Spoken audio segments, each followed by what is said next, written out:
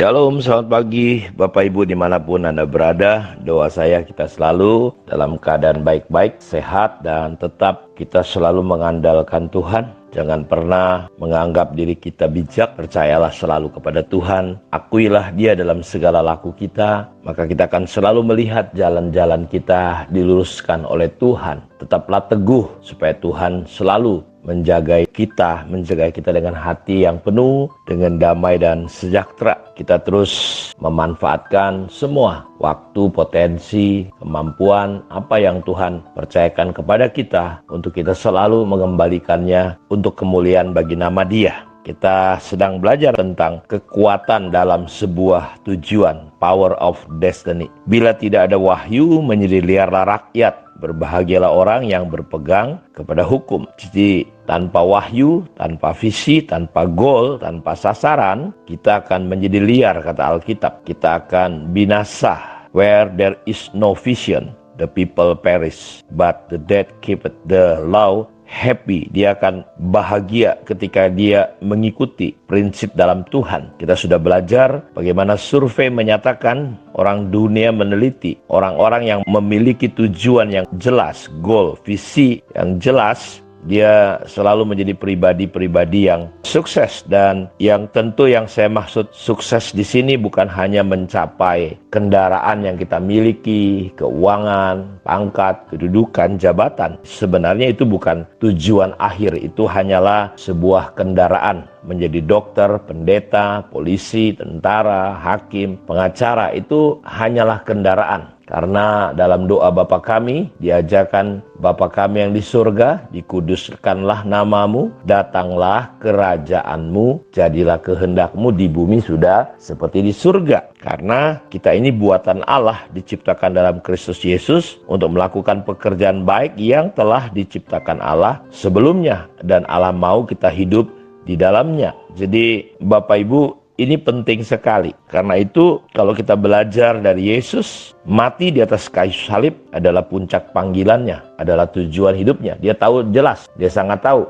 untuk apa saudara ada di dunia ini, untuk apa kita lahir di dunia ini. Saudara harus tahu, kalau enggak kita akan seperti anak panah yang tidak kena pada sasaran. Tuhan Yesus sangat tahu dia dari mana, mau kemana, dia sudah sampai di mana, apa yang mau dia lakukan. Dia sudah sangat tahu sekali Bapak Ibu. Karena di dalam Yohanes 8 ayat 14 dikatakan, jawab Yesus kepada mereka, katanya, biarpun aku bersaksi tentang diriku sendiri, namun kesaksianku itu benar. Sebab aku tahu dari mana aku datang. Lihat, sebab aku tahu dari mana aku datang dan kemana aku pergi. Tetapi kamu tidak tahu dari mana aku datang dan kemana aku pergi. Dalam Yohanes 7 ayat 28-20, waktu Yesus mengajar di bait Allah, ia berseru, memang aku kamu kenal dan kamu tahu dari mana asalku. Ya, kadang-kala orang cuma mengenal Yesus sebatas dia dari Nazaret. Tapi dia berkata, namun aku datang bukan atas kehendakku sendiri, tetapi aku diutus oleh Dia yang benar, yang tidak kamu kenal. Aku kenal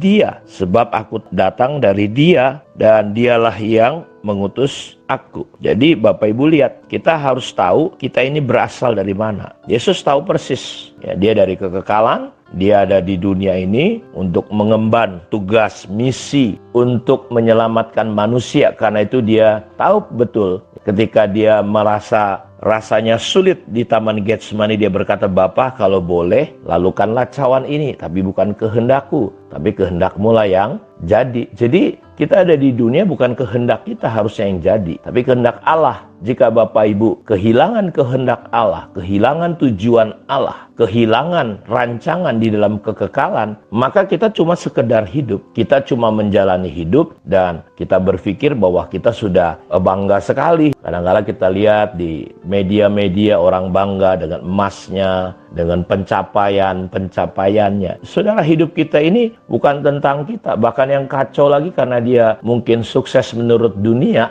ya, dalam kekayaannya dia mengajar, ya nggak apa-apa selingkuh, nggak apa-apa berzina, jadi buaya darat, buaya apa begitu kan, saudara-saudaraku. Dan dipikir orang kebenaran, karena orang berpikir itulah puncak sukses, itulah puncak panggilan hidup orang di dunia. Bukan. Saudara, kita di dunia cuma sementara. Kita di dunia ini cuma sementara. Kita nggak ada apa-apanya, Bapak Ibu. Kita satu hari akan kembali kepada kekekalan. Betapa kacaunya iblis menipu kehidupan banyak orang Kristen dengan berpikir seolah-olah, Bapak Ibu, bahwa pencapaian-pencapaian dikatakan dunia, dikatakan orang di dunia, sepertinya itu.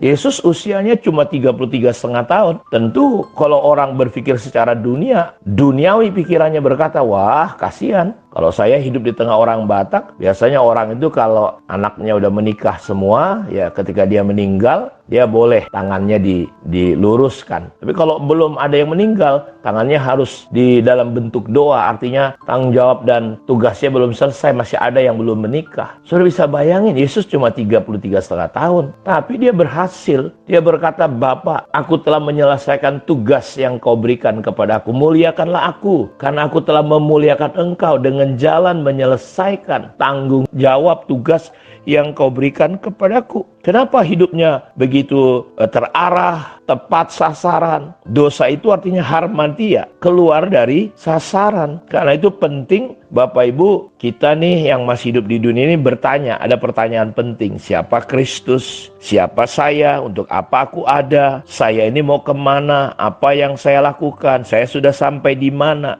Karena itu saya mau katakan kepada kita bahwa dalam 2 Timotius 1 ayat 9, dialah yang menyelamatkan kita dan memanggil kita dengan panggilan kudus, bukan berdasarkan perbuatan kita, melainkan berdasarkan maksud dan kasih karunia sendiri yang telah dikaruniakan kepada kita dalam Kristus sebelum permulaan zaman. Jadi menyelamatkan kita dan memanggil kita, Allah mati di kayu salib, Yesus diberikan kepada kita untuk menyelamatkan kita dan mengembalikan kita kepada panggilannya, kepada rencana dalam kekekalannya. Karena itu hidup ini bukan tentang siapa Anda, siapa saudara. Hidup bukan tentang pencapaian kita. Apa yang kita capai tadi, jadi ini, itu hanya kendaraan. Bukan panggilan tertinggi. Bukan itu desain Tuhan. Itu hanya potensi. Kalau kita dalam posisi itu, tujuannya untuk menghadirkan Allah, kerajaan surga. Di dunia bisnis, di dunia entertain, di dunia, kalau saudara hukum, di dunia militer, polisi. Kita ada sebagai duta besar surga. Untuk apa? Menghadirkan Tuhan,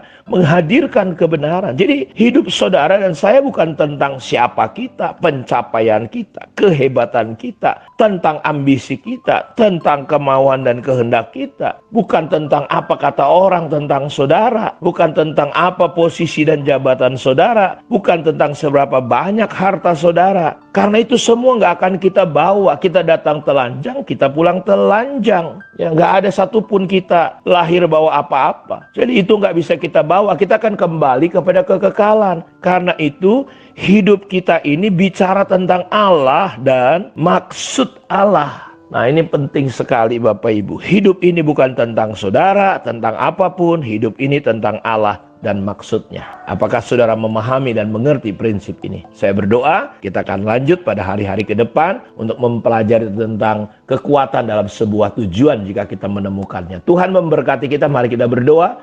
Bapa, tolong dimanapun anak-anakmu berada, Engkau lawat, Engkau datangin, Engkau peluk, jagai, lindungi kami semua. Biarlah kami ada di dunia adalah untuk menyatakan maksud dan tujuanmu, bukan tentang diri kami. Kami bersyukur kalau kami di berbagai bidang kehidupan ini ditempatkan Tuhan menjadi layak dan luar biasa menurut dunia. Tapi kami tahu bukan itu tujuan kami. Karena itu berikanlah hikmat, berikanlah keterbebanan untuk kami berdoa dan menyatakan kerajaan-Mu di tempat-tempat di mana kami ditempatkan Tuhan. Dalam nama Yesus kami berdoa. Amin.